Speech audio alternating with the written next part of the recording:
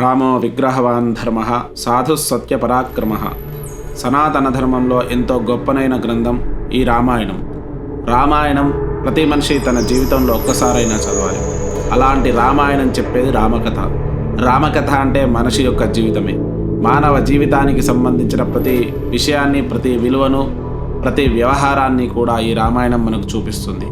కుటుంబం, అలాగే మనిషి తల్లితో ఎలా ఉండాలి, తండ్రితో ఎలా ఉండాలి, సోదరుడితో ఎలా ఉండాలి, భార్యతో ఎలా ఉండాలి, శత్రువుతో ఎలా ఉండాలి, ఎంత పరాక్రమంగా ఉండాలి, ఎంత ప్రేమగా ఉండాలి, ప్రతిదీ రామాయణంలో మనకు రాముడు నడిచి చూపిస్తాడు. అలాంటి రామాయణం గురించి మనం ఎంత చెప్పినా కూడా తక్కువగానే ఉంటుంది. అలాగే రామనామం ఒకసారి జపిస్తే మనిషి యొక్క కష్టాలన్నీ తొలగిపోతాయి అనేది మన ఆర్షధర్మం చెబుతుంది. అలాగే రామాయణం ఎన్నిసార్లు విన్నా కూడా నిత్యము నూతనంగానే ఉంటుంది, మళ్ళీ మళ్ళీ వినాలనిపిస్తూనే ఉంటుంది. కానీ మనం ఈ రామాయణంలో ఎంతోమంది వ్యక్తుల, ఎంతోమంది మహానుభావుల యొక్క చరిత్రలు ఉన్నప్పటికీ కూడా రాముడి యొక్క అద్భుతమైనటువంటి పరాక్రమాన్ని, రాముడి యొక్క శక్తిని ఈ వీడియోలో చూద్దాం. మరి ఈ వీడియోను కొత్తగా చూస్తున్న వాళ్ళు లైక్ చేయండి, షేర్ చేయండి, కామెంట్ చేయండి. మీ అమూల్యమైన సలహాలు, సందేహాలు ఏమైనా ఉంటే కామెంట్స్ రూపంలో తెలియజేయండి.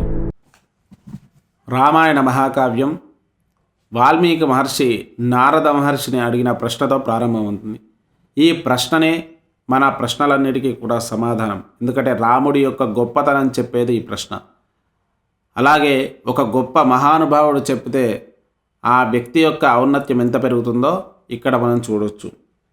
వాల్మీకి మహర్షి నారద మహర్షిని ఈ విధంగా అడుగుతున్నాడు. కోన్వస్మిన్ సాంప్రతం లోకే గుణవాన్ కష్టవీర్యవాన్ ధర్మజ్ఞశ్చ కృతజ్ఞశ్చ సత్యవాక్యో దృఢవ్రతః చారిత్రేణ చ కోయుక్తః సర్వభూతేషు కోహితః విద్వాన్ కస్సమర్థశ్చ కైశ్చక ప్రియదర్శన ఆత్మవాన్ కో జితక్రోధో ద్యుతిమాన్ కో నసూయకః కస్య బిభ్యతి దేవాశ్చ జాత రోషస్య సంయుగే. వాల్మీకి అడిగిన ఈ ప్రశ్నలో 16 రకాల మనిషి యొక్క ఔన్నత్యాన్ని తెలిపే విలువలు ఉన్నాయి.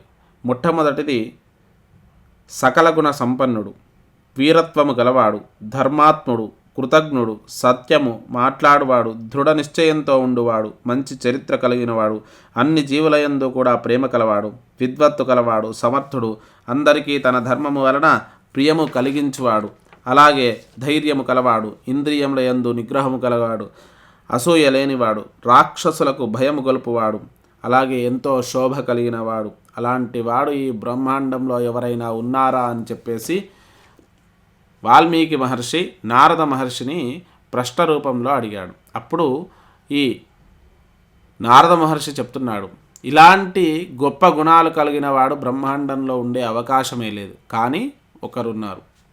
ఆయనే శ్రీరామచంద్ర ప్రభు, దశరథ మహారాజు యొక్క కుమారుడు, అలాగే జానకీ నందనుడు, సీతావల్లభుడు, ఎంతో పరాక్రమవంతుడు. అలాంటి రామచంద్ర ప్రభు యొక్క కథ విన్నా, ఆయన యొక్క గొప్పతనం తెలుసుకున్నా కూడా జన్మ ధన్యమవుతుంది అని చెప్పేసి వాల్మీకి మహర్షికి నారద మహర్షి చెప్పాడు.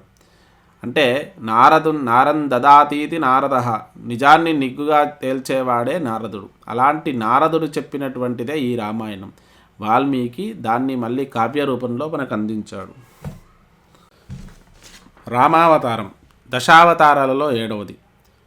ఈ దశావతారాల్లో విశేషమైనటువంటి రామావతారం సంపూర్ణమైనటువంటి మానవ అవతారంగా ఆవిర్భవించిన శ్రీ మహావిష్ణువు యొక్క 7వ అవతారం. అయితే పూర్వకాలంలో సనక సనందనాదులు అని చెప్పేసి 4 మహర్షులు, ఆ బ్రహ్మ మానసముత్రులు ఎప్పుడూ కూడా నిరంతరం 5 సంవత్సరాల బాలుల వలె ఉండేవాళ్ళు.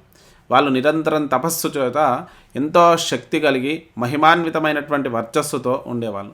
ఒకరోజు వైకుంఠంలో శ్రీ మహావిష్ణువును దర్శించుకుందామని చెప్పేసి వైకుంఠానికి చేరుకుంటారు. 6 ద్వారాలు దాటుతారు.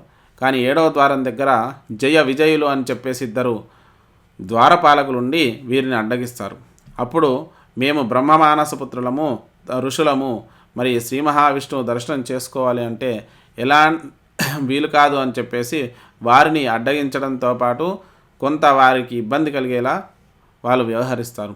అప్పుడు ఆ 4 ఎవరైతే సనక సనందనాదులు ఉన్నారో వారు ఈ జయ విజయులిద్దరినీ కూడా శపిస్తారు. ఏంటంటే, మీరు రాక్షస భావంతో ఋషులను అడ్డగించారు కాబట్టి మీరు భూలోకంలో రాక్షసులై పుడతారు అని చెప్పేసి శపించారు. అప్పుడే లోపల నుంచి బయటకు వచ్చిన శ్రీ మహావిష్ణువు వారిని ఆ సనక సనందనాదులను కూడా తీసుకుని వెళ్ళి లోపల వారికి పరిచర్యలు చేశాడు.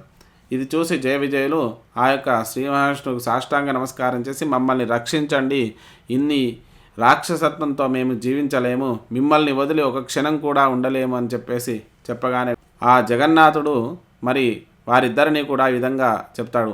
3 జన్మలు మీరు నన్ను వదిలి క్రూరమైన రాక్షసత్వంతో నాపై ద్వేషం కలిగి ఉంటారా, 7 జన్మలు నా యందు ఆసక్తి కలిగి ఉంటారా అని చెప్పేసి అడగగానే వెంటనే వారు ఆలోచించి 7 జన్మలంటే చాలా సుదీర్ఘమైనటువంటి కాలం అవుతుంది, ఈ 3 జన్మలు చాలు, కాబట్టి 3 జన్మలు రాక్షసత్వంతో మీ యందు ద్వేషము కలిగి జీవిస్తాము అని చెప్పేసి కోరుకుంటారు. ఆ రాక్షసత్వంతో హిరణ్యాక్షుడు, హిరణ్యకశ్యపుడు, అలాగే రామావతారంలో ఇక్కడ మనం చూసుకుంటే రావణ కుంభకర్ణులు, శిశుపాల దంతవక్తులుగా కృష్ణావతారంలో ఆవిర్భవిస్తారు. ఇలా ఈ జయ విజయులే రావణ కుంభకర్ణులు కూడా ఆవిర్భవిస్తారు.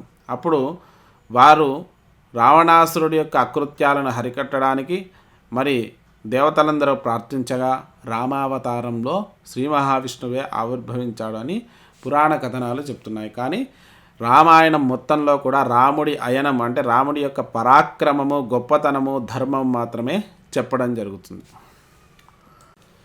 ఇక రాముడి యొక్క వ్యక్తిగతమైనటువంటి విశ్లేషణ చూసుకున్నట్టయితే రాముడు నిరంతరము సౌమ్యచిత్తుడై అంటే ప్రశాంతమైనటువంటి వదనంతో, నీలి మేఘశ్యాముడై అంటే నల్లటి మేఘము వంటి గంభీరమైనటువంటి రూపము కలిగి ఎంతో సౌందర్యంతో ఉండేవాడు. పుంసాం మోహన రూపాయ పుణ్యశ్లోకాయ మంగళం, పురుషులకు కూడా మోహము కలిగించేటువంటి అద్భుతమైనటువంటి సౌందర్యము రామచంద్ర ప్రభువుది. అలాగే శత్రువునైనా కూడా క్షమించగలిగేటువంటి ఔన్నత్యం రాముడిది. అలాగే ప్రతి ఒక్కరిని కూడా ప్రేమతో ఆదరించే ఔన్నత్యం శ్రీరామచంద్ర ప్రభువుది. శబరి ఎంగిలి ఇస్తే కూడా స్వీకరించినటువంటి స్వభావం ఆ రామచంద్ర ప్రభువుది. ఇక దాంతోపాటు స్నేహానికి విలువ ఇచ్చి వాలిని సంహరించి సుగ్రీవుడికి పట్టాభిషిక్తుని చేశాడు. విభీషణుడు నమ్మి వచ్చిన వాడిని కాపాడి రాక్షసుడైనా కూడా లంకాధిపత్యం ఇచ్చాడు.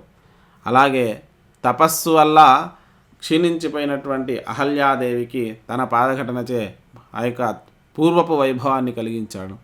ఇలాంటి పరాక్రమవంతుడు, ధర్మస్వరూపుడు, విగ్రహస్వరూపమైనటువంటి ధర్మంగా ఆయన నిలబడి ఉన్నటువంటి రామచంద్ర ప్రభు, శ్రీరామచంద్ర ప్రభు చైత్ర శుద్ధ నవమి రోజు విలంబినామ సంవత్సరంలో పుట్టినట్టుగా మనకు రామాయణం చెప్తుంది.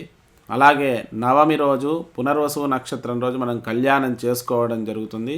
విశిష్టమైంది ఆయన జన్మతిథి కాబట్టి ఆ రోజు ఎవరైతే కళ్యాణం చేస్తారో, దర్శిస్తారో వారికి శ్రీ రామానుగ్రహం వల్ల సకల ఈతి బాధలు తొలగిపోతాయి. కాబట్టి ఆ రామచంద్ర ప్రభువుని అందరూ కూడా దర్శించుకోండి.